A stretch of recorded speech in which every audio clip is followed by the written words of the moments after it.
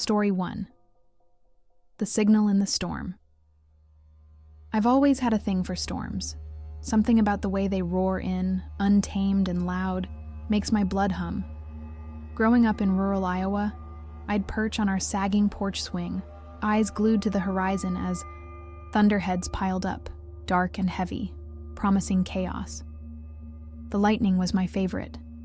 Jagged forks splitting the sky, lighting up the fields in electric white flashes that left me breathless. Last spring, I landed a job that felt like a perfect fit. A night technician at a radio tower, 40 miles outside Des Moines, stuck on a low ridge with nothing but prairie stretching out in every direction. The gig was simple enough. Keep the AM signal pumping out talk shows and grainy old tunes, tweak the equipment when it glitched, and ride out the long, quiet hours. Alone. It was just me in a squat metal shack, walls dented from years of wind, a desk cluttered with coffee-stained manuals, a lumpy cot shoved in the corner, and a single window smudged with dirt, facing the endless fields. Above it all loomed the tower, 350 feet of steel lattice, guy wires humming in the breeze, a red beacon blinking slow at the top like a heartbeat in the dark. I didn't mind the isolation. Good pay for no hassle, no bosses barking orders, just the steady drone of the transmitter and the crackle of static on the desk radio. I kept tuned to our frequency for checks. Storms were a regular visitor out there. Big, bruising systems that rolled off the plains, dragging thunder and rain in their wake. I'd step outside during breaks, boots crunching gravel, watching lightning dance across the sky, feeling the air snap with energy. It was my kind of peace. One night in June, a real monster tore through. Clouds so low they scraped.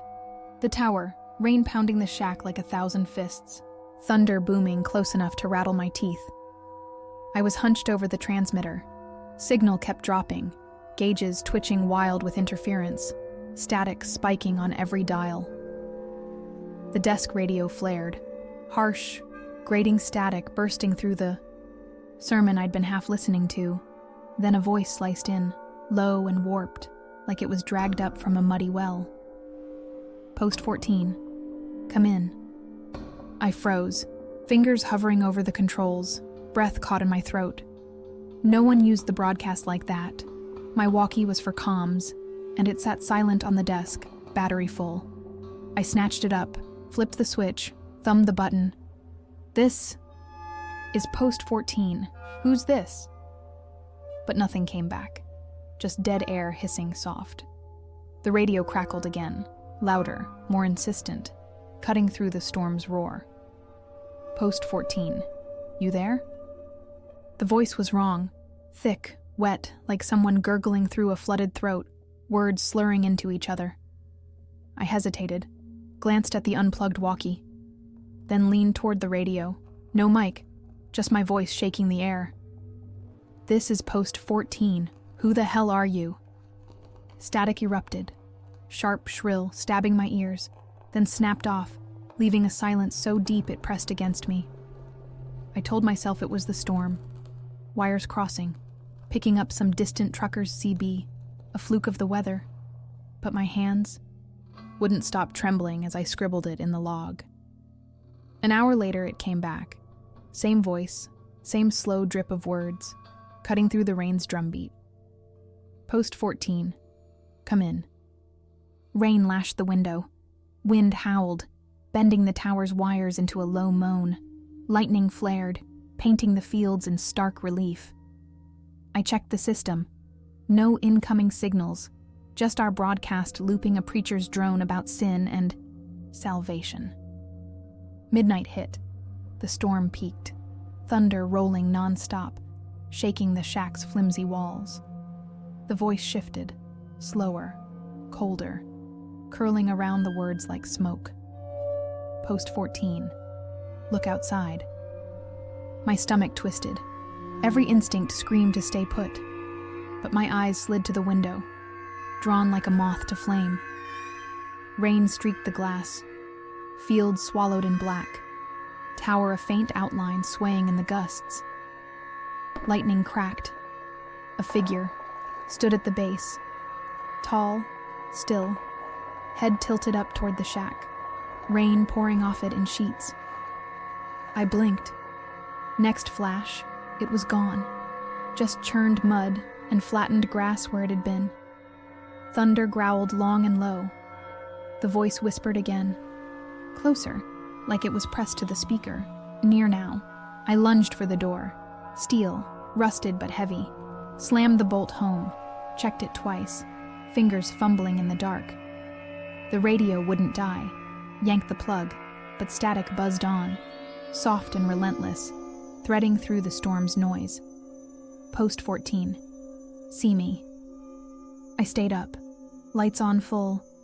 Walkie clutched tight, staring at the window as rain hammered the glass, streaking it with mud.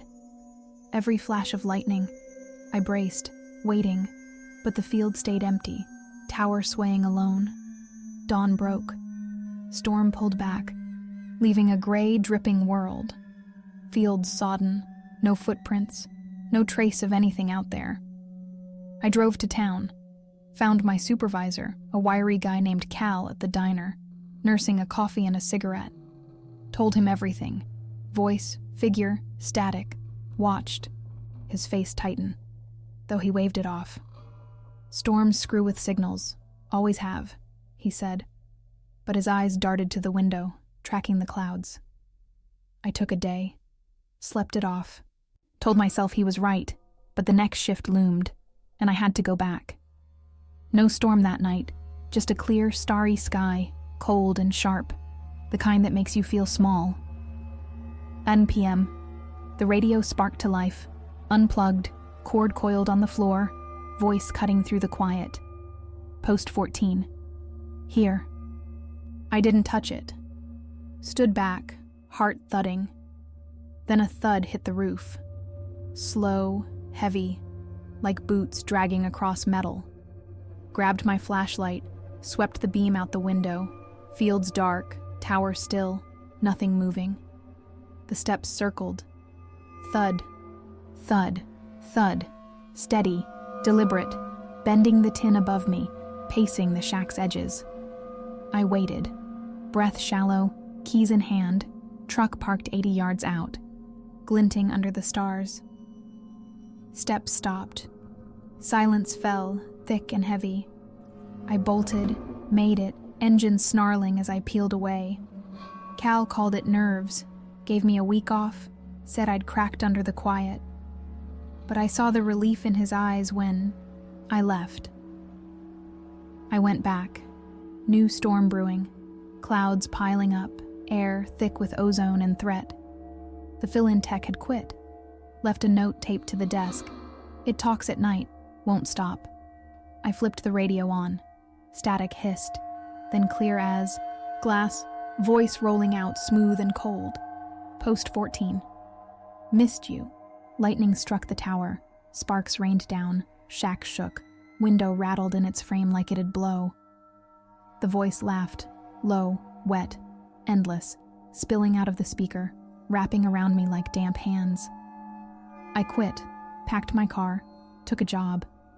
At a factory, no towers, no fields, just steel walls and daylight shifts.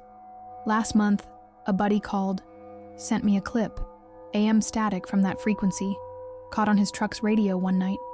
Post 14. Where'd you go? I hear it now. Faint, in the hum of my car's engine, the buzz of lights at home, the crackle of my TV late at night. It's out there, waiting, patient, calling me back to the storm, to the tower, to whatever's standing in the rain. Story 2. The Room Under the Stairs. I've spent my life in old places, apartments with peeling wallpaper, houses with groaning pipes, buildings that creak like they're alive. Last summer, I rented a duplex in St. Louis, brown brick, built in the 50s, cheap at $600 a month after I got canned from a delivery job. I was desperate, savings gone, no prospects, needed a roof fast, and this was it. The landlord met me out front, A stocky guy with a permanent scowl, stinking of stale beer, handed me the keys, said the other half was empty, warned me about house noises. I shrugged, moved in with a second-hand recliner, a TV with a cracked remote, and a backpack stuffed with clothes. The place was decent. Tall windows letting in watery light, scuffed hardwood floors, a steep staircase twisting up to the second floor. First week was fine. Just the hum of the fridge, the occasional car rumbling past outside, nothing to complain about. Then I heard it, creaking, soft but steady, seeping up from under the stairs. The staircase was narrow, 14 steps, a tight landing halfway, paint flaking off in strips, exposing gray wood beneath. Under it, just a blank wall, no door, no closet, plain plaster stained yellow with age. I'd be in the living room, TV muttering news, lights dim, and it'd start. A faint rhythm, like the house was settling into itself, exhaling after a long day. One night, I tapped the wall, hollow, a low thud echoing back, deeper than it had any right to be. Weird. Duplexes don't hide spaces like that. Not ones. This small. I called the landlord, left a voicemail. Something's creaking under the stairs, you know about this? No answer, just a click. Next evening, the creaking sharpened, paced, deliberate, like footsteps trudging back and forth in a tight loop below. I pressed my ear to the plaster, cold, vibrating ever so slightly, a shiver running through it. Whisper slipped out, low, muffled, barely audible like a voice trapped in cotton. Let me up. I stumbled back. TV flickered, room still, but my pulse raced, hammering in my ears. Pipes, I told myself. Old plumbing, air bubbling through, some trick of the walls. But the whispers grew, every night, clearer, more desperate, clawing at the quiet. Let me up. Please. I knocked harder, sound stretched, like a cavern yawning open beneath the house, swallowing the echo whole.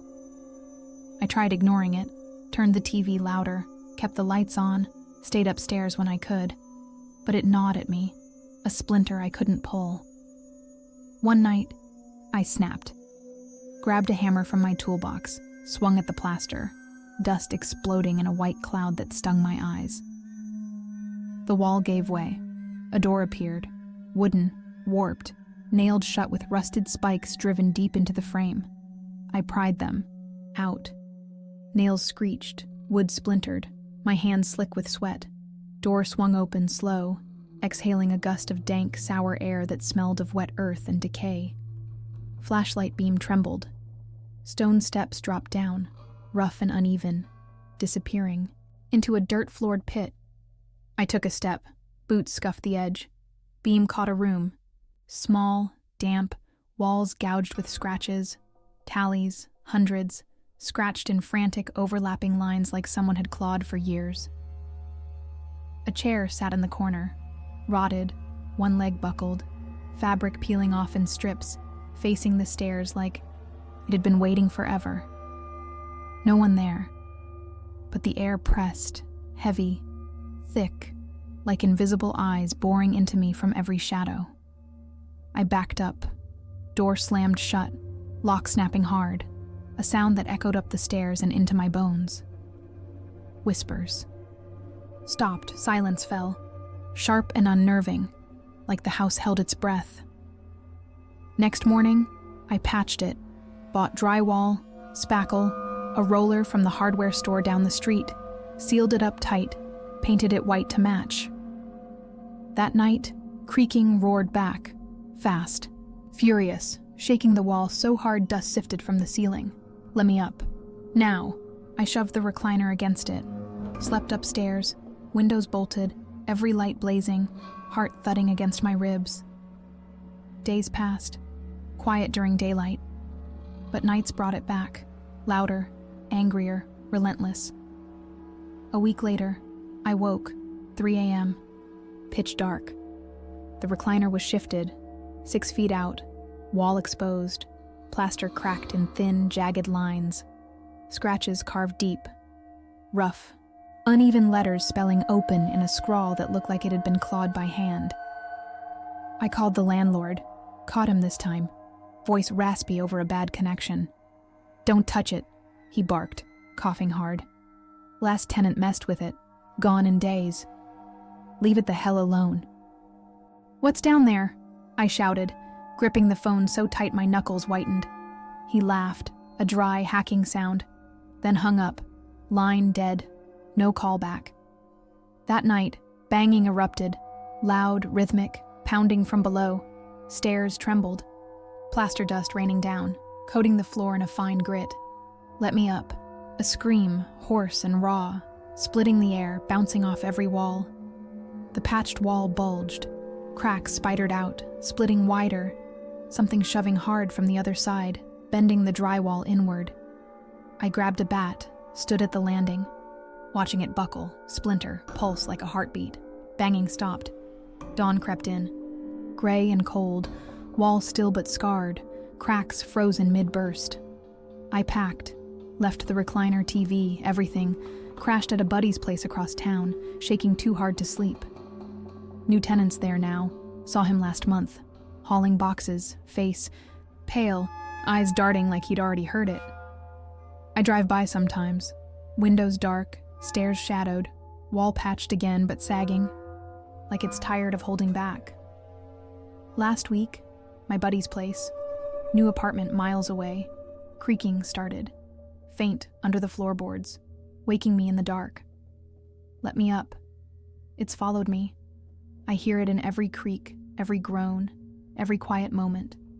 Patient, waiting, pushing closer each night. Story 3. The Mirror in the Attic. My aunt died last winter, quick and quiet. Heart gave out while she was knitting in her chair.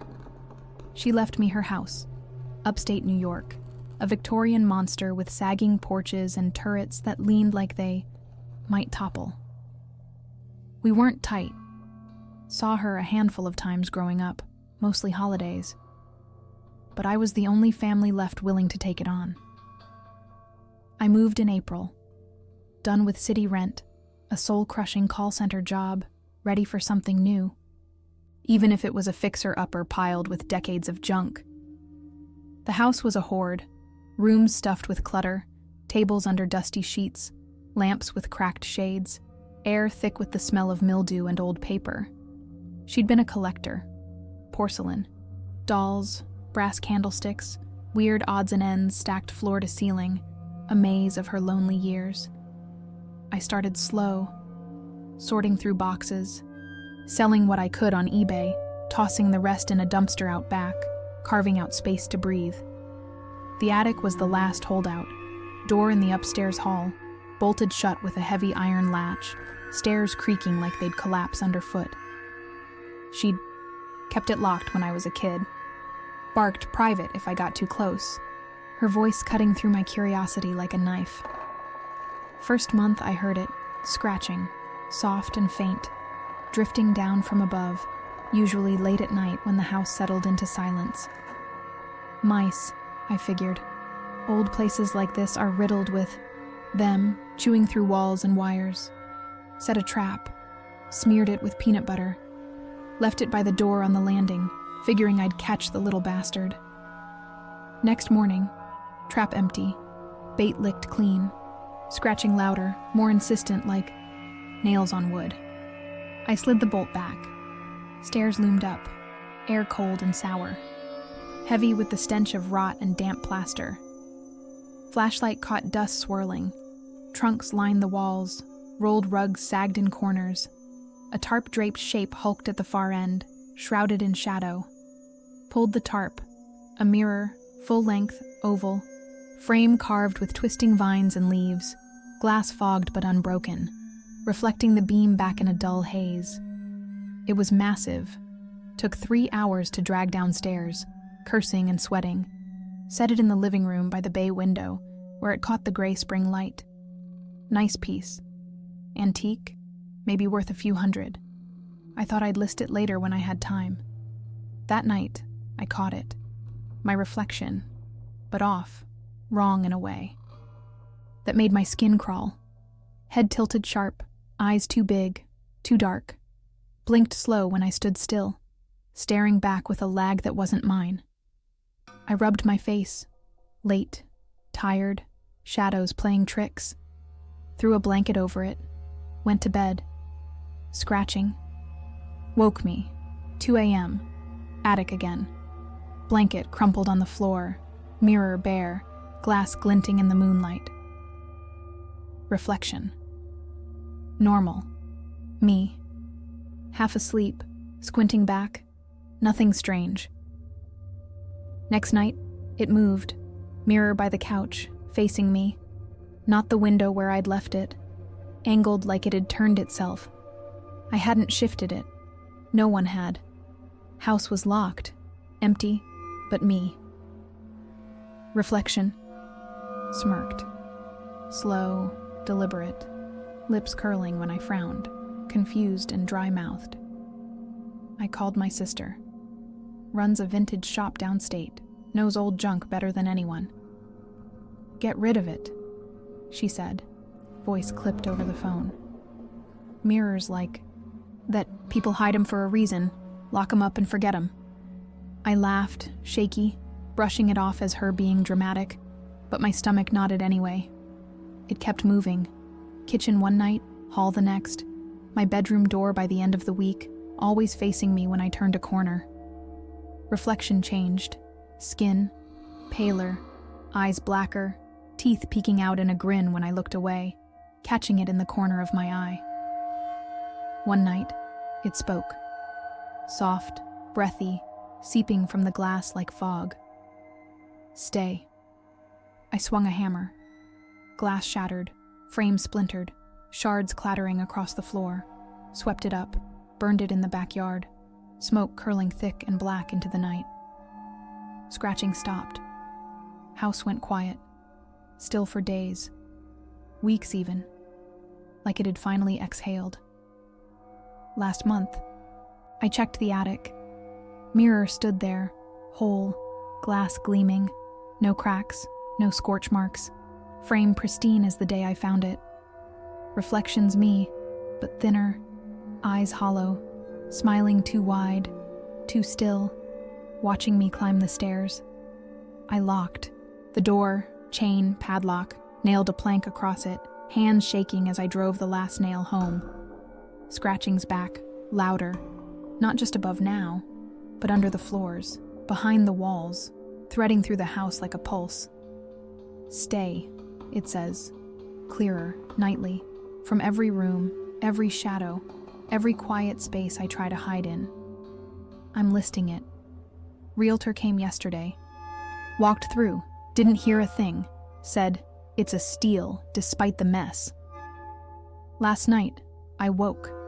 Mirror by my bed, blanket gone, inches from my face, glass cold against my cheek when I rolled over. It's watching. Closer, unblinking, smile stretching. Wider, waiting for me to meet its eyes. I'm leaving. Bags in the car, keys in hand, don't care where, just out. Away from that house, that glass, that thing wearing my face. Story 4. The clock on the wall. I've always been hooked on old tech.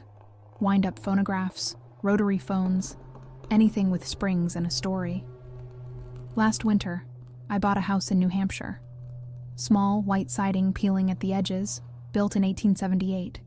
A steal at $85,000 after the owner passed. He'd lived alone, old guy, no family close.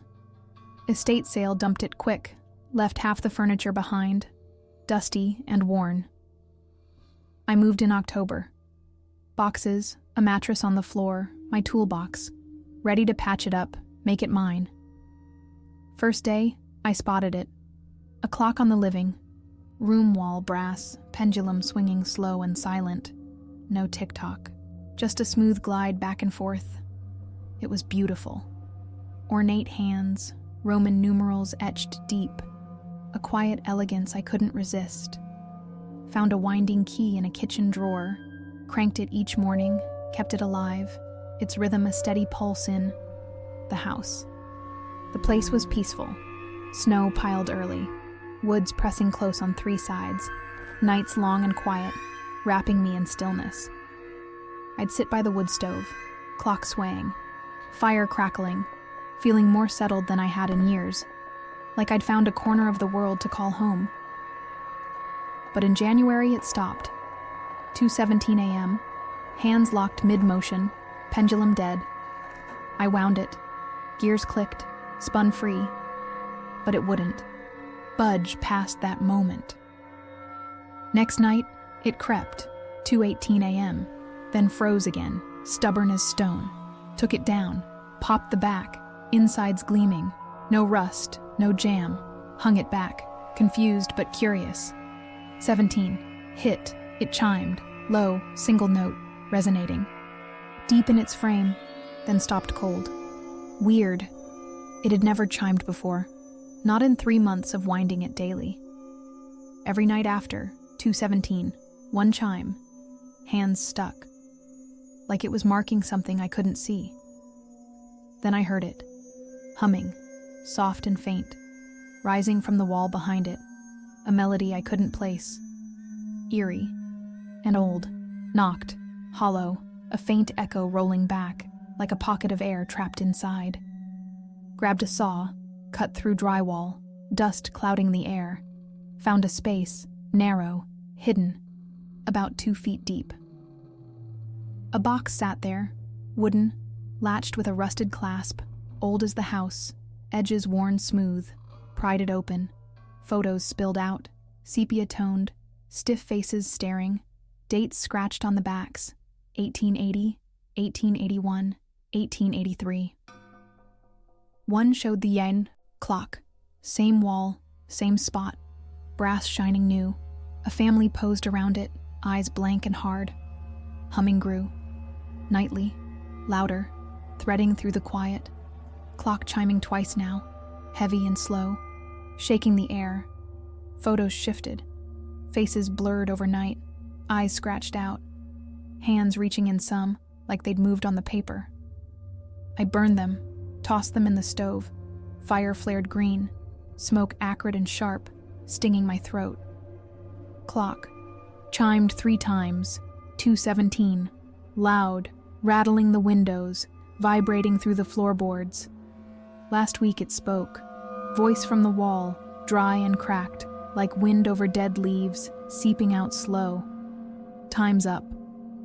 I smashed it, sledgehammer from the shed, brass buckling, glass shattering, pendulum snapping off, hauled it to the trash, watched the truck take it away.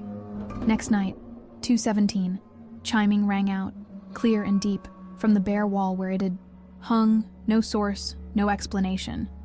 I tore the plaster out, nothing, just studs and insulation, dust clogging my lungs. But the sound kept coming, unshakable. Chiming swelled, every night, echoing through the house, bouncing off every surface, growing heavier, more insistent. I'm selling. Agents got it listed, stuff packed in my car, ready to bolt as soon as the papers clear. Last week, my phone, new, no apps running, 2:17 a.m., beeped soft once, screen dark. Time's up, it whispered. Voice in my ear, not the speaker, close and cold. It's with me. Every hum, every shadow, every quiet tick I hear in the dark, counting something down, something I can't outrun. Story 5, The Bridge in the Rain. I've been a trucker for 18 years. Long hauls, late nights, living on black coffee and the hum of the road. Last February, I took a contract through Idaho. Back roads mostly, dodging tolls, rain a constant companion. In the wet season. There's a bridge, steel, rusted red, spanning a churning river. Locals call it Widow's Span, a name I'd heard in passing at diners but never asked about. I'd crossed it plenty, narrow, rattling under my rig's weight, but it held firm, a shortcut I relied on to shave hours off my run. That night, rain came down in sheets, thick, relentless, wipers thrashing to keep up, headlights swallowed by the blur of water and dark. Halfway across, I saw her. Woman, gray coat flapping in the wind, standing dead center, soaked and still as a statue. Eased off. Brakes hissed, tires skidded, hazards flashed. Honked sharp, twice, the sound bouncing off the iron girders. She didn't move, hair plastered flat against her skull, arms limp, coat dripping rivers onto the bridge. I stopped, grabbed. My slicker stepped out. Rain hit me like ice, stinging my face, soaking through in seconds. "Hey!" I shouted. Wind ripped the word away, flung it into the storm, lost in the roar of the river below. She turned, face white as bone, eyes huge and black, then stepped off, over the rail, silent as a shadow, no scream, no splash. I ran. Boots, slipping, leaned over. River raged, muddy and wild, churning white foam, but no body, no ripple, nothing. I radioed dispatch. Woman jumped, widow's span. Voice shaking, static crackling back at me over the line.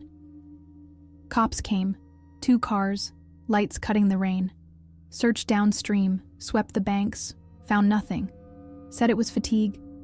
Rain playing tricks on my eyes. Next run, same bridge, clear night, moon full and bright, casting long shadows across the steel. She was there, same coat, waving slow, arm swaying like a pendulum, deliberate and calm. I pulled over, watched from the cab, engine idling, her smile stretched, teeth glinting sharp, too many, catching the moonlight. She stepped off, silent, gone into the dark below. No sound but the river's steady growl. I drove, hands white on the wheel, heart hammering, didn't stop till I hit a truck stop 50 miles out, dawn breaking gray. Last month, rain again. She stood by my door, inches from the glass, coat dripping, face pressed close, eyes locked on mine. "Help," she whispered, voice inside the cab, not out, soft, wet, like a sob bubbling up from underwater. I floored it. Bridge groaned. Tires squealed. Didn't breathe till I was clear. Miles behind me, shaking too hard to stop. Quit that route. Took a warehouse gig. No roads, no rain, just forklifts and fluorescent lights. Safe and dry. Last week, storm rolled in. Rain drumming my trailer's roof, loud and close, shaking the thin walls. "Help," she said. Clear, from the living room. Footsteps splashing soft on the carpet, leaving wet trails. I checked. Empty. Water pooling by the door, cold and dark, seeping into the rug. She's here.